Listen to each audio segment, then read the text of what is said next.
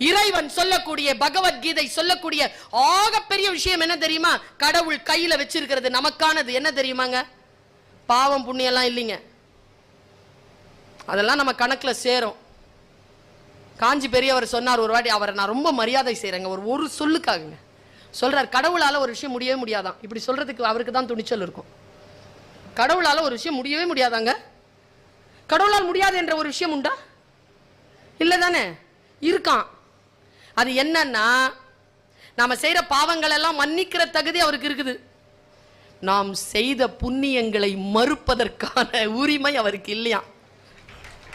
அவர் மறுக்கவே முடியாத.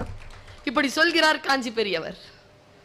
நான் பலப்படுகிறேன், இந்த சொற்களினால் நான் பலப்படுகிறேன்.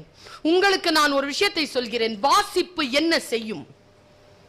ஒரு புத்தகம் மரம் போல் நமக்குள் கிளை விரித்து பரப்பி நமக்கு மிகப்பெரிய நிழலை தந்து நாம் இயற்கையோடு இயற்கையாக ஒன்றிணையக்கூடிய அந்த 6ஆம் அறிவை சிலிர்க்க வைக்கும்.